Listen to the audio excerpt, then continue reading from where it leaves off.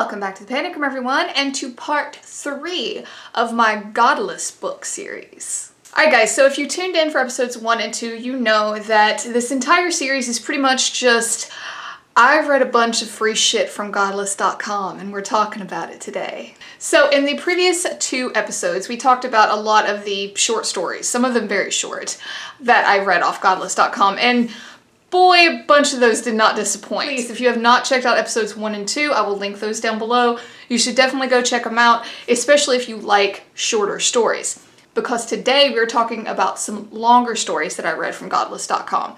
And we actually only have 3, but that's okay because like one of them is over 300 pages. So I think you guys see what I mean. That's one reason why I split it into its own video.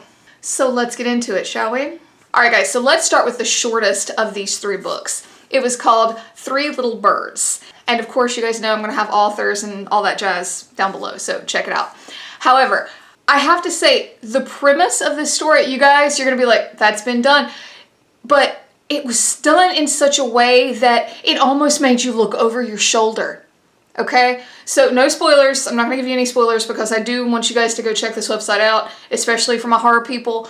So 3 Little Birds centers around these 3 girls, triplets, and they have this ability. They're like, I don't want to say psychic, it's a little bit more to it than that, but, you know, suffice it to say they can do shit, alright?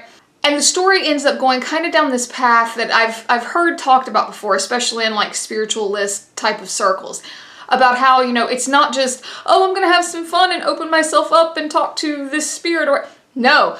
You open yourself up to this entire world of shit, okay? You don't know what's on the other side, okay? You know, whatever that entity is, you really don't know, you know, what else could come in or what have you. And that's sort of kind of where this goes as well.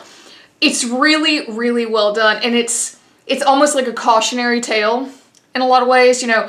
Not that the 3 girls did anything. It was more about like they're so young, they really didn't know what they were doing.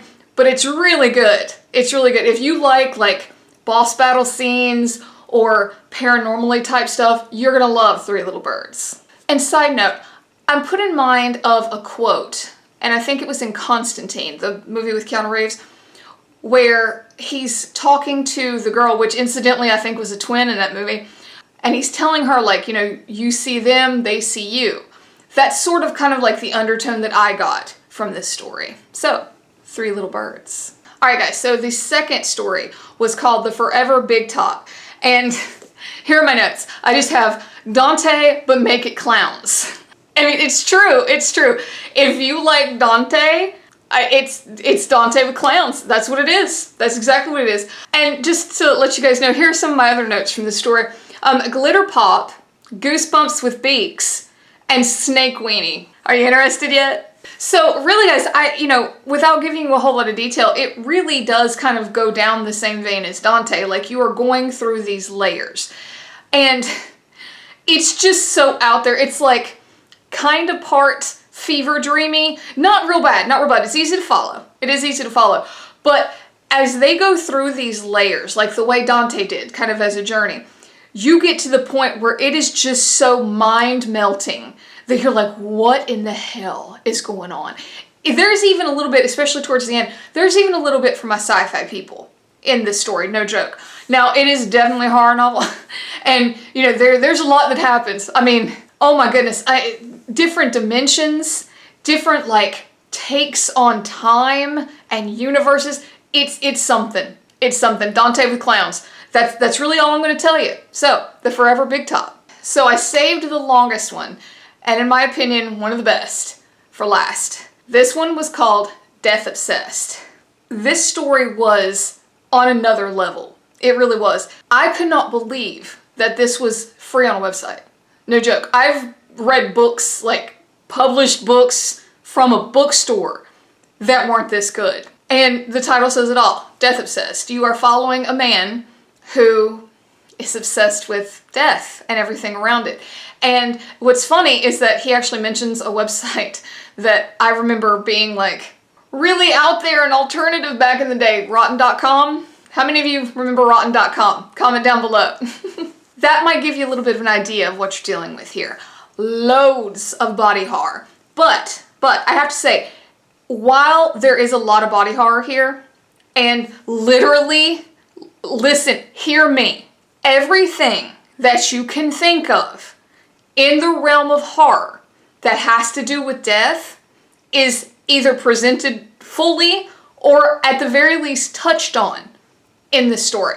Let your mind wander. Literally, I don't think, I can't even think of one thing that has to do with death that was not at least mentioned in passing in this story. Okay? Now, if you really think about it, there might be some trigger warnings there.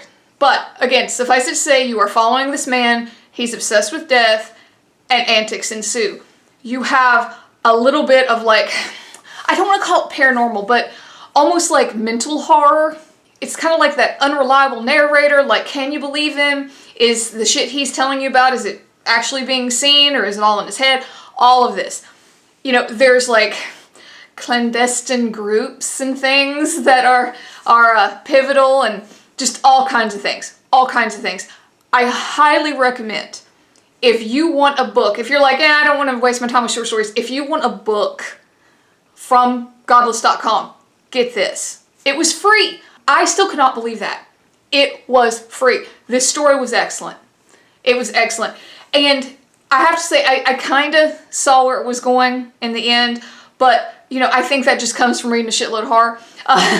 It was a really good story, and I really liked that it took its time. This is not a story that could have been accomplished as like a novella or anything. It needed time to be fleshed out because you really had to see all of the crazy shit that was happening with this character.